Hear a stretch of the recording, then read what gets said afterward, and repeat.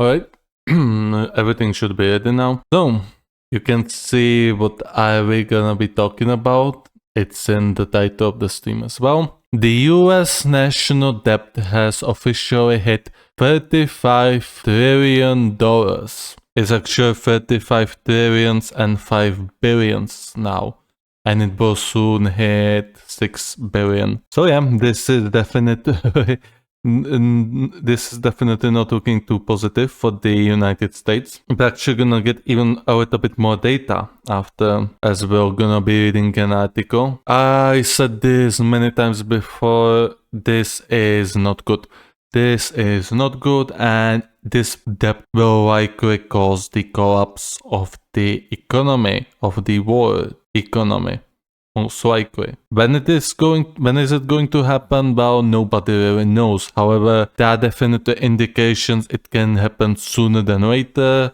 There are indications it might happen later. We don't know. We have no idea. It depends on many factors, like on the Federal Reserve actually cutting down the rates, which they simply cannot do early because this could cause a inflation spike. However, if they do it too late, then the banks are going to collapse and the economy is going to go down the drain. So this is very, very difficult topic, and pretty much everybody is now saying that the US is going to experience a collapse one day or another. Obviously, I think the Democratic government will do everything in their power to keep this afloat. They will do everything in their power to keep this afloat, because this could be the ultimate, the final nail into the chaos this year has been in the United States. You had an assassination attempt on Trump, then you got Biden dropping out. Now some people are even saying that Obama forced him to step down, otherwise the article or Amendment 25 would be invoked to depose him forcefully. So basically Kamala Harris is going to be the candidate. And if the US economy was to collapse before the election day, all chaos would let loose, and it would probably cause the Democrats the victory. Because if the USA was to collapse, then yeah, obviously, there's only Democrats to blame because they were at the helm, despite the obvious fact that both parties have a part in this debt. Although one party did maybe a little bit than other, but we're gonna be talking about it. So yeah, let's head to the article. It's from Fox Business. I took the liberty and read it before, so I just wanted to know if there would be, if there were to be talking about the administration, this is the administration fault and it would be simply a propaganda, or if they would be actually talking some facts. And it seems like I did not see anything like failure of Biden-Harris administration or anything like that, so we're gonna read this. The US national debt hits a new record, 35 trillion. The US national debt passing 35 trillion comes months after the 34 trillion mark was reached in January 2024. The US deficit is astronomical, and it's only going to get worse, it seems like. The US national debt surpassed 35 trillion for the first time in the nation's history on Monday as the federal government continues to accumulate debt at a record-setting pace. New data from the Treasury Department released Monday afternoon showed that the gross national debt hit 35 trillion US dollars. The milestone comes just months after the US eclipsed the 34 trillion threshold in early January 2024, while the 33 trillion mark was reached in September 2023. By comparison, the national debt hovered around 907 billion just 4 decades ago. Just 40 years ago, this debt was only 1/35 of what it used to be, what it is now. So this news is incredibly sobering and incredibly unsurprising for anyone who has been following our fiscal trajectory. Indeed, I was. Maya McGuinness, president of the non-partisan committee for responsible federal budget, said in a statement, "Just last month, the Congressional Budget Office warned Americans that debt held by the public is on its way to a new record share of the economy in 3 years. The deficit will be nearly 2 trillion this year and nearly 3 trillion in 10 years. So let me do the math for you. If every year the debt would go steadily by 2 trillion, which I do not believe for a single shit, it will likely go even higher or faster. So the conservative estimate is the US national debt would be 45 trillion in 2034. If you have brain, then you clearly must realize that this is not going to be the case. It is going to be much higher. The US economy at that point is going to collapse, and it will be much sooner. Like, this is unsustainable. US national debt is at yes, and it's rapidly growing. This was published when? July 29th, 4 p.m. EDT. I don't know what it is to Central European time, but I would assume it was somewhere around when it was midnight here, so in 15 hours it gained like 6 billion already. Yet, despite all the risk and warning signs, these alarm bells seems to be falling on deaf ears. The Bipartisan Deficit Reducing Fiscal Responsibility Act of last year was an excellent start to reducing our deficit. What we need is serious talk about how to build on that first step. Instead, we are hearing an awful lot about spending and tax cuts that would make the situation worse, not better. McGuinness added, we are going to have to get serious about the debt, and soon. Election years cannot be an exception for trying to prevent completely foreseeable danger, and the debt is one of the major dangers we are facing. Enough with the charade of fiscal platitudes followed by the deficit-busting records. True fiscal responsibility cannot exist in a vacuum. If we want any hope of putting America back on course toward a sustainable and prosperous future, our leaders need to bridge rhetoric with action, she said. Pay for your new spending, pay for your new or extended tax cuts, make deals, shake hands, pass budget in word, govern. It's too late. I'm gonna say you right away, it's too late to handle this debt. It's over 100% of the US GDP, I believe. Once the debt surpasses or goes beyond the magical 100% line of GDP, it's pretty much guaranteed that you will one day collapse. Like, it is only then matter of time, and US have reached that point. It is now a matter of time. That is my opinion, that is not a financial advice. Just saying. For legal reasons. The US topping $35 trillion in total debt comes as the debt held by the public, a metric favored by economists that excludes debt held in intergovernmental accounts like the Social Security Trust Fund, is projected to reach 99% of the size of the US gross domestic product this year. The nonpartisan Congressional Budget Office CBO has projected that the debt held by the public will reach a record level of more than 106% GDP in 2027, breaking nearly 80-year-old record set in 1946 when the US was in the midst of the post-World War II demobilization. From there, the debt-to-GDP ratio is projected to surge in the decades to come. So I don't remember the details of that, and I'm not even sure if I'm going to be telling you the truth. However, I think the reason why the US debt to GDP went down so suddenly after World War II was because of the Marshall Plan. The Marshall Plan was basically USA giving a lot of money, a lot of supplies to the European nations to rebuild themselves.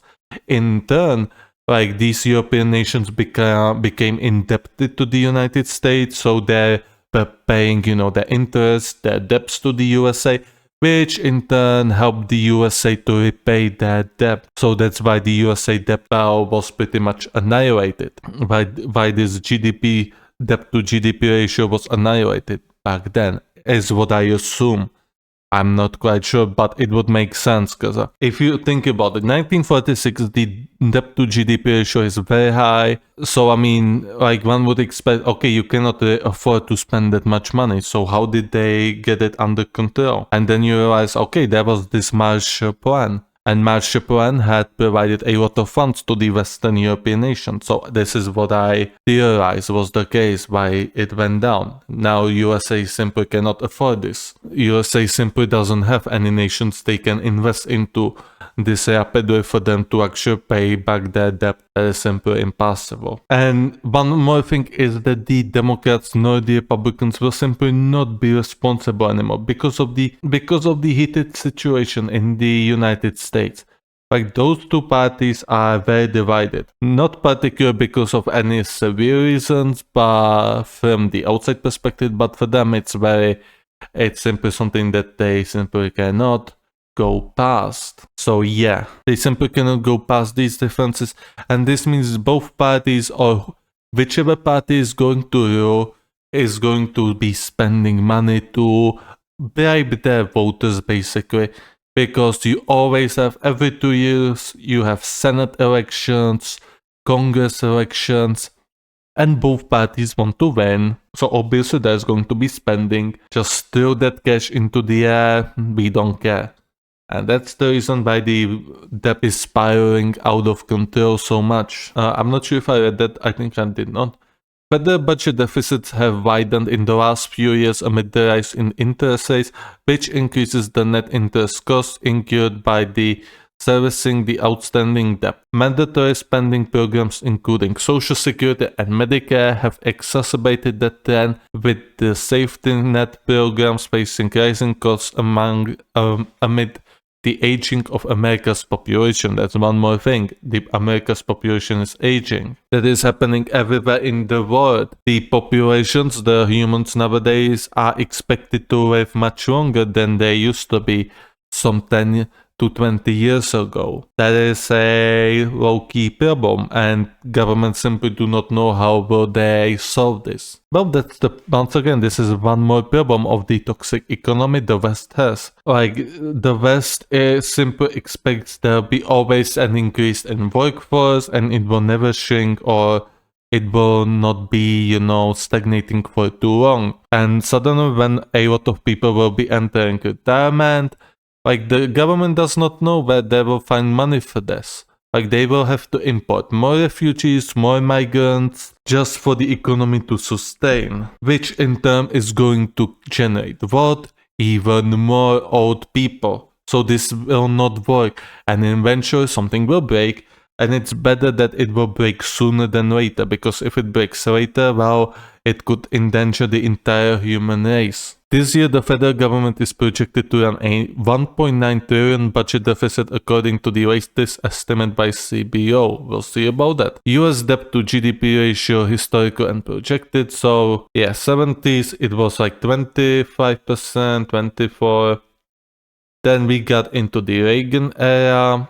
Suddenly it went up to 39%. Nobody talks about this. But yeah, the Republicans are saying just how much the Republican Party restructurized back then. Well, it seems to restructurize to in-depth the US populace, it would seem like. Then we got George H.W. Bush, 47%. Then Bill Clinton, who at the end of his term, I don't know, I think he was 2 terms president, not quite sure now. Probably yes. So at the end of his second term, the US debt was at 33%. Then we got George Bush. At the end of his term, it was 44% GDP. However, for the most part of his presidency, it was in 30s. This was also because of the 2008 collapse of housing collapse of 2008.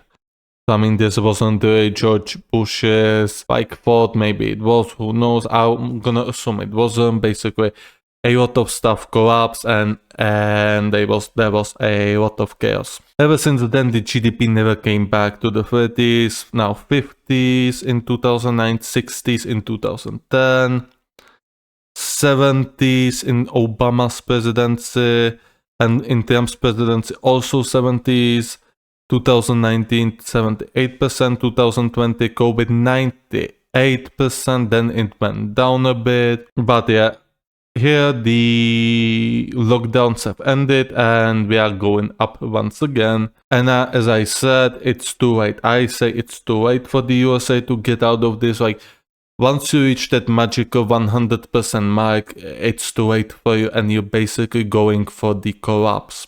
period. At that point, you should probably be working towards making this collapse as soon as possible.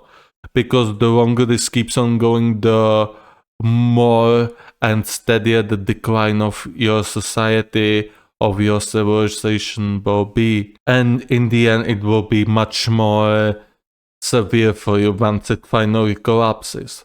Like, if this keeps on going for way too many years, then I could see the USA splitting into numerous nations permanently. Probably. We'll see. How much did the debt grow under Biden and Trump's terms? That would be $200 billion larger than last year's deficit, while the CBO's latest estimates for the current year is about $408 billion larger than an estimate published in February. A $1.9 trillion deficit would rank as the third largest in the US history, trailing only $3.1 trillion deficit incurred in fiscal year 2020 and the $2.7 trillion deficit in fiscal year 2021 that occurred during the peak of federal spending on pandemic-era relief programs. And here we can track the US national deficit over time. So here it was pretty much normal. Here it started in 70, it started to get serious, like all the way to the beginning of the 70s. Even in the Nixon era, it was completely normal, like a small deficit but nothing too much. Then suddenly the end of his second term, that was Gerald Ford, I believe, maybe, I'm not quite sure. Then yeah, Jimmy Carter, 70s, 60s, 70s in minuses. 79 was actually pretty good for him. 40, 80, nothing out of ordinary. Then we got the Reagan era and it started to go down to the rabbit hole. 200, minus 200 in 83. And during his presidency, the US deficit was really going strong here. He got it under control. Well, under control is an operative word, like 150 is still way too much. And this was basically when the Gorbachev, I think, well, it was not really when the Gorbachev was, but this was during the era when the Soviet Union had a lot of changes in its high leadership. Basically, its presidents or leaders were dying very often, very quickly after getting elected, because all of them were old men. In 1985, so this was going a little bit steady for now. Then 1990 to back again to the minus 200, 92 minus 290, George H.W. Bush. This was, by the way, already when the Soviet Union collapsed, and I believe the USA was not involved in any conflict. Oh yeah, it was the Operation Desert Storm now, I think. Yeah, I think the Operation Desert Storm, the Kuwait, I believe, was it? Yeah, I think Kuwait. So that could explain. But yeah, now it went back again, back upwards, and it was looking good. I think this was Bill Clinton, 98. Actually, there was a deficit after many years, after like 27 years. 99, once again perfect. 2000. Once again, the largest perfect actually. I think this was already into the George Bush presidency. 2001, and here it went to shit once again because of the 9/11. So yeah, we went down, in 2 years we went down to minus 377 and 2004 minus 412. Then we were starting to get back to the zero, which they did not manage because 2008 came. And it collapsed the economy, the housing market crashed, and it went down to shit. So yeah, 450, 2009, I cannot even click on 2009. 2010 was 1.294. This was by far the most. This beat largest deficit in 2004 by almost, no, it beat it more than 3 times. Then we were staying here for 1 year, 2 years, 3 years, we were under the 1 million in millions. That's not good. 2000, oh no, actually 4 years. 1, 2, 3, 4. So yeah, 4 years in under the 1 million in millions. I know it does not sound too good on a tongue, but I ask you to bear with me. So yeah, I mean, after this, like, it came closer in 2015, once again to 440, but it simply did not happen. Then Donald became president and the deficit went back to the shit. Back to the drain, closer and closer to the 1 million in millions. Then 2020 come and yeah, like this was the final nail for the America. Donald said to the power simply keep the US government afloat and the printing started, and this is basically the point when the US started to decline, started to its very slow path towards collapse. After this, it will never go back again. It will never go back up. But like it is at this point way too late. Like once it's hit these 100%, you can get back only very hardly. And I don't think USA what it takes, especially when the situation in the world is getting more and more heated. And if a global major conflict was to erupt, then yeah, US is getting bankrupted. Pretty much the entirety of world is getting bankrupted, and maybe we're gonna see that fallout scenario. Maybe Todd Howard is going to finally realize his dream and have a fallout in real life. We all dread of this possible future. So 2022 was looking better. However, I mean, that was mostly because a lot of those gifts to people, a lot of people were getting free money in the USA. That was cut, and a lot of this was getting cut. However, yeah, like still more than minus 1 million in millions, and now it's getting back down. And this is definitely a sign that it's kind of too late, because like as you could always see that when there was massive collapse, it kind of went up. However, here it was gradual, it went up, then the market collapsed. So yeah, so here it went up again, and here it. However, this was still under Obama, I believe. So Donald was 2017 and onwards, but you can always see the pattern just going down. So I mean, yeah, the USA does not have it under control. And even if Donald was elected in 2020, it would change absolutely nothing. Like the US would be still indebted as shit. Like nothing would change. Like people blaming Biden now are fools, because nobody would be able to stop this. Donald gave the order and Biden continued it, as well as he was canceling the student debts, which also like you cannot simply cancel something. Like I believe like you have to pay it out, or maybe you can simply cancel it and then the entire world economy is a one big lie, and there is no point in anything we do because we can simply cancel it. We can cancel our debts. So yeah, I don't know. Get works business, blah blah blah. Congress and the winner of this year's presidential election will face a series of fiscal deadlines next year. The first will arrive on January 1st, with the current suspension of the debt limit set to expire, which will force lawmakers to debate another increase or suspension of the debt ceilings and potential fiscal reforms, while the Treasury Department uses extraordinary measures to avoid a default for a period of several months. Oh yeah, also if it went into default, that would be also very bad. If any of you have ever played Victoria 2 or Victoria 3 games before, then you probably know getting defaulted is usually not very good for your economy, and it usually sparks a massive migration out of your country. And you can see the net interest is slowly going to tick upwards, as it is here shown. The net interest is definitely going to overtake the military and defense spending, probably this year. And next year onwards, if the Fed does not start lowering their Fed rates soon enough, it will probably start catching up to the Social Security and major healthcare or healthcare/Medicaid. So yeah, that is. I'm gonna even show you once more. I'm gonna show you one more time. And that will be the end of this article finally, because we've been talking quite a bit, I think. Yeah, here you go. like 905 billion, and it's catching up to the defense and war spending. After that, it will start its major journey, its major adventure to catch up to Social Security and Medicare, Medicaid.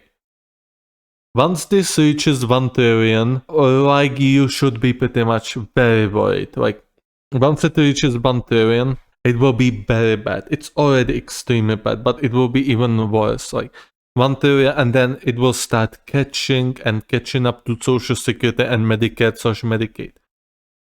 And the US government is going to have to raise taxes even higher, which is going to bode very poorly with its population, and rich people will obviously, they will go to the tax havens, or they will simply move their locations to elsewhere, because rich people do not want to get taxed much.